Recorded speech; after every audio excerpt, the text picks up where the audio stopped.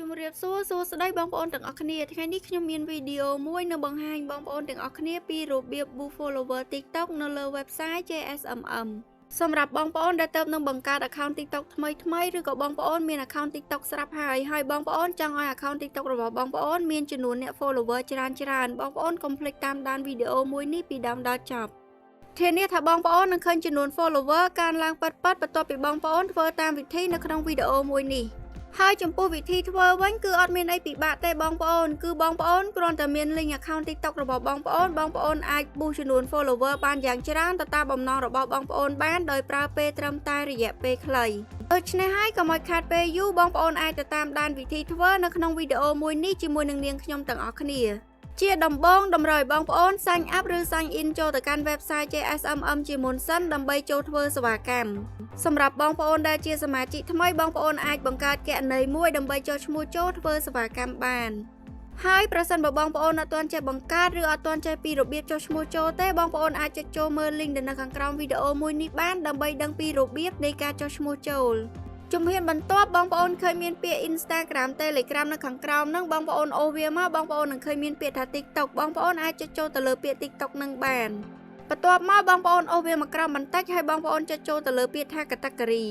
ដែលនៅក្នុងហ្នឹងគឺវាមានសេវាកម្មច្រើនមែនតើដែលតាក់ទងទៅនឹង TikTok គឺវាមានដូចជា TikTok Like TikTok Follower TikTok View TikTok Save TikTok Share TikTok Comment Story View Live Stream View គឺមានទាំងអស់បងប្អូនដូច្នេះហើយបងប្អូនចង់ធ្វើសេវាកម្មមួយណាបងប្អូនអាចចុចចូលទៅលើសេវាកម្មមួយនឹងបាន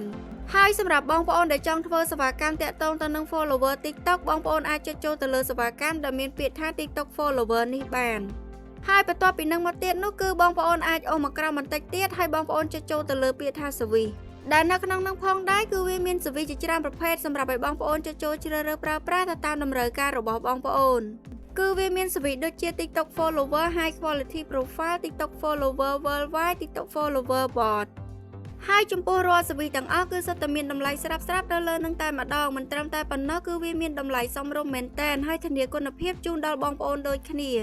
ដូច្នេះហើយបងប្អូនស្រឡាញ់ពេញចិត្តទៅលើ service មួយណាបងប្អូនអាចចុចចូលទៅលើ service មួយនឹងបានក៏ប៉ុន្តែសម្រាប់ខ្ញុំផ្ទាល់គឺខ្ញុំ recommend ឲ្យបងប្អូនជ្រើសរើសទៅលើ service ដែលនៅខាងលើគេបង្អស់ដែលមានលេខកូដ 4857 គឺ TikTok follower high quality profile ដោយសារតែ service មួយហ្នឹងគឺវាមានដំណើរការលឿនមែនតើនៅក្នុងការ boost ចំនួន follower នៅលើ account TikTok របស់បងប្អូននៅពេលដែលបងប្អូនបានចុចចូលជ្រើសរើស service រួចរាល់អស់ហើយបងប្អូននឹងឃើញមានពាក្យ link នៅខាងក្រោម service ហ្នឹងដែលនៅត្រង់កន្លែងនេះគឺជាកន្លែងសំខាន់ជាងគេនៅក្នុងវីដេអូមួយនេះគឺតម្រូវបងប្អូនចូលទៅ copy link account TikTok របស់បងប្អូនចូលដើម្បីទាញយក link account TikTok របស់បងប្អូនបានបងប្អូនចូលទៅកាន់ account TikTok របស់បងប្អូនជាមុនសិនមកហើយនៅលើ account TikTok របស់បងប្អូនអាចចុចចូលទៅលើសញ្ញាព្រួយដែលនៅខាងលើគេនេះបងប្អូនបន្ទាប់មកបងប្អូននឹងឃើញ QR code account TikTok របស់បងប្អូនហើយនៅខាងក្រោមហ្នឹងគឺវាមានពាក្យ copy link និង share link បងប្អូនអាចចុចចូលទៅលើពាក្យ copy link នឹងបានបន្ទាប់ពីបងប្អូនបាន copy link account TikTok របស់បងប្អូនរួចរាល់អស់ហើយបងប្អូនអាចចូលទៅកាន់ website យើងវិញដើម្បីផាស link account TikTok របស់បងប្អូនចូលហើយបន្ទាប់ពីនឹងមកទៀតនោះគឺបងប្អូនអាចចូលទៅបំពេញចំនួន follower ដែលបងប្អូនចង់ boost នៅខាងក្រោមនេះបានដែលនៅក្នុងនោះគឺបងប្អូនអាចដាក់បានចាប់ពីចំនួន10រហូតដល់5លាន follower គឺពិតជាច្រើនមែនតើបងប្អូនសម្រាប់ខ្ញុំធ្វើជាឧទាហរណ៍បងប្អូនខ្ញុំដាក់ត្រឹមតែចំនួន10 follower ទេបងប្អូនចំពោះឆាតនៅខាងក្រោមហ្នឹងវាគឺជាតម្លៃសេវាកម្មនេះទៀតសោតគឺវាអត់ថេរទេបងប្អូនវាអាចនឹងប្រែប្រួលអូតូទៅតាមចំនួន follower ដែលបងប្អូនបានដាក់នៅខាងលើជាឧទាហរណ៍ដូចខ្ញុំដាក់ត្រឹមចំនួន10អញ្ចឹងតម្លៃសេវាកម្មគឺស្មើនឹង 0.012 សេនក៏ប៉ុន្តែប្រសិនបើបងប្អូនដាក់ចំនួន follower នៅខាងលើនឹងច្រើនជាងនេះបងប្អូនអាចនឹងឃើញតម្លៃសេវាកម្មនៅខាងក្រោមហ្នឹងវាកើនឡើងទៅតាមចំនួន follower ដែលបងប្អូនបានដាក់នឹងដូចគ្នាមិនថាបងប្អូនដាក់ឬក៏ boost ចំនួន follower នៅខាងលើនឹងច្រើនប៉ុណ្ណាក៏តម្លៃសេវាកម្មនៅខាងក្រោមនឹងវានឹងគិតឲ្យបងប្អូនអូតូស្រាប់តែម្ដងដែលបងប្អូនអត់ចាំបាច់ពិបាកគិតថាចំនួន follower ដែលបងប្អូនបានដាក់ប៉ុណ្ណឹងបងប្អូនត្រូវចំណាយតម្លៃសេវាកម្មប៉ុន្មាននោះទេបងប្អូនចំណែកឯរយៈពេល11នាទីដោយដែលបងប្អូនបានឃើញហ្នឹងវាគឺជារយៈពេលដំណើរការនៃការ boost ចំនួន follower នៅលើ account TikTok របស់បងប្អូនមានន័យថាបន្ទាប់ពី11នាទីក្រោយនៅពេលដែលបងប្អូនបានចុចចូល submit រួចរាល់បងប្អូននឹងឃើញចំនួន follower នៅលើ account TikTok របស់បងប្អូនកើនឡើងទៅតាមចំនួន follower ដែលបងប្អូនបាន boost ក៏ប៉ុន្តែចំពោះរយៈពេលនេះផងដែរវាអាចនឹងយូរជាងនេះតិចតួចទៅតាម service ដែលបងប្អូនបានចុចចូលជ្រើសរើសនៅខាងលើនឹងដូចគ្នា ហើយបងប្អូនក៏អាចចូលទៅអាន description នៅខាងក្រោមនេះបានដោយសារតែវាគឺជា description របស់ CV ដែលបងប្អូនបានចុចចូលជ្រើសរើស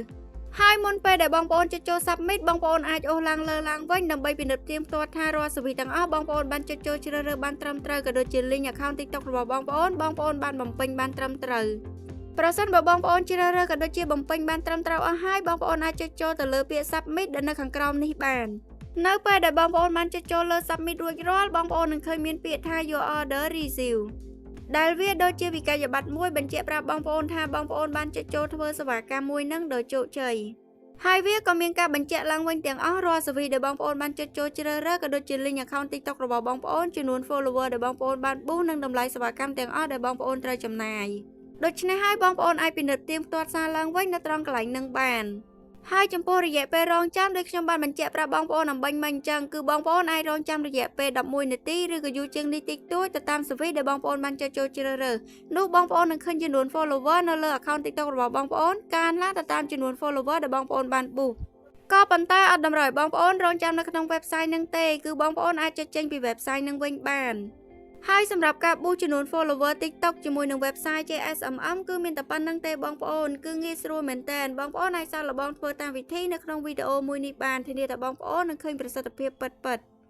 ដូច្នេះសម្រាប់វីដេអូថ្ងៃនេះក៏ដល់ទីបញ្ចប់ដែរបងប្អូនអរគុណបងប្អូនសម្រាប់ការតាមដានវីដេអូពីដើមដល់ចប់ហើយក៏សូមអធិស្ឋានផងដែរប្រសិនបើមានពាក្យពេចន៍ខុសឆ្គងឬក៏សំឡេងរំខានណាមួយជម្រាបលាបងប្អូនជួបខ្ញុំនៅវីដេអូក្រោយ